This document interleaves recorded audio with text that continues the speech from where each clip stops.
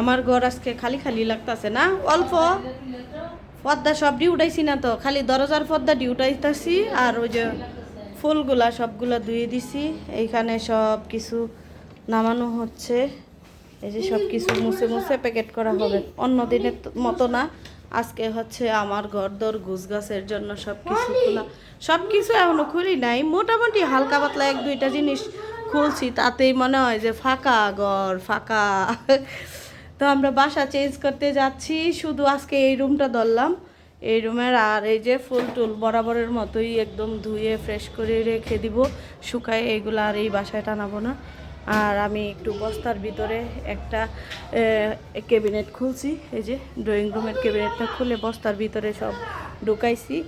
আর যেগুলা বের করার ফেলে দেওয়ার এগুলো ফেলেই দিছি। মোটামুটি কাজ আর এক সপ্তাহ আছে, এক সপ্তাহের মধ্যে সব কিছু গুছাইতে হবে। আর আমার ছেলে হচ্ছে এই যে গ্লাসটা ভেঙে ফেলছে, সে হচ্ছে খেলে বল খেলে, বলে শর্ট দিয়ে হচ্ছে বল দিয়ে শর্ট দিছি, শর্ট দিয়ে একদম সব করে ফেলছে। তা কীরকম দেখাচ্ছে দেখেন, ময়লা। আর আমার ছেলেও কাজে লেগে গেছে। কি করতেছো তুমি? এটা তো দুল ঝাড়ুর, এটা তুমি ঝাড়ু দিচ্ছ, কাজ হবে না। এগুলো কি মুছা শেষ শেষ হয়েছে? নিচেরগুলো বুঝছো? এটা কি কাগজটা? আচ্ছা ওইগুলো ওইটাও একটু মুছা দাও, ওইটাও একটু মুছো। আর এই রুমে, হ্যাঁ এটা বিজার বিজার কাপড়টা দেই মুছো। আর এখানে হচ্ছে কাপড় আমি পর্দাও ধুইতেছি, একবার আমার খালায় সাথে দিয়ে আসছে পর্দা, আর বাকিগুলো এই যে ধোয়া হচ্ছে। তো বেশি পর্দা আমি নামাই নাই এখনও, যেহেতু এক সপ্তাহ আছে বাসায়। যদি পর্দাটা একদম উঠায় ফেলি তাহলে আশেপাশে থেকে দেখা যাবে। দরজা জানলার বাইরের সবগুলো রয়ে গেছে, আর ভিতরের দরজা যেগুলো আছে এইগুলা খুলে আমি ধুয়ে দিচ্ছি। আস্তে আস্তে করে কাজ কমপ্লিট করতে হবে। আর এটা হচ্ছে আমার অনেক আগের পুরাতন একটা চুলা। এই চুলাটা উপরে তোলা ছিল, এটা আমি বিক্রি করে দিব ভাঙ্গারি আসলে। আর এখানে হচ্ছে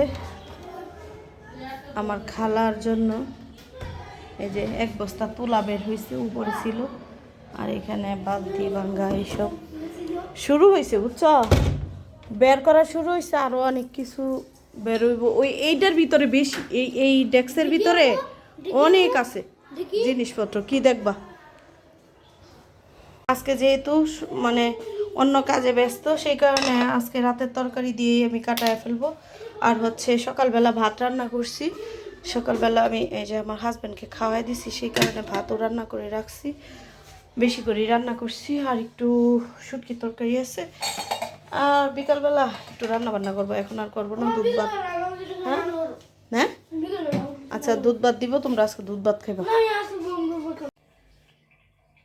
এই তো সারাদিন সব কিছু ঘর দর গোছ গাছ করে তারপর বিকাল হয়েছে। বিকাল হওয়ার পরে আমার মেয়ে বলতেছে যে আমি কয়েকটা ভাপা পিঠা কালকে বানিয়েছিলাম, বানানোর পর মানে শুকনা গুঁড়ি আমার ঘরে ছিল, তো শুকনা গুঁড়ি দিয়ে পিঠাটা সেরকম ভালো হচ্ছিল না। সেই কারণে আমি একটু ভিজা গুঁড়ি নিয়ে দেখলাম যে পিঠাটা খুব সুন্দর হয়েছে। ভাপা পিঠা ভিজা গুঁড়িতে হয়।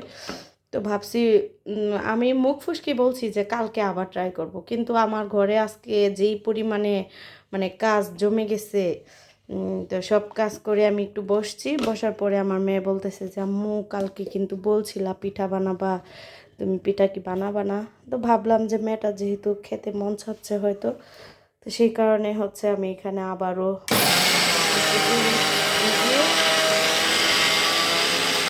এই যে এতটুকু হয়েছে, আর একটু আছে ব্লেন্ডে। এই যে আমি যেহেতু এই যে কাজ করতেছি একদম ন্যাচারাল যেরকম হয় সেরকমই। আর এই গুঁড়াগুলা দিয়ে আজকে ভাপা পিঠা দেখি, চেষ্টা করলে কি না হয়। আমার হাতে ভাপা পিঠাটাই বাকি ছিল হওয়ার, তো ইনশাল্লাহ হয়ে গেছে। আর এখানে আমি নারকেলটা একটু নামিয়ে রেখেছি, এই যে নারকেলটা। জীবনে প্রথমবার আজকে হচ্ছে আমি ভাপা পিঠা বানাচ্ছি। তো আমার ভাপা পিঠা কীরকম হয়েছে অবশ্যই আপনাদের সাথে শেয়ার করব। তো হয়ে গেছে, আমি এখন একটু নামাবো, দেখি কি অবস্থা ভাপা পিঠার।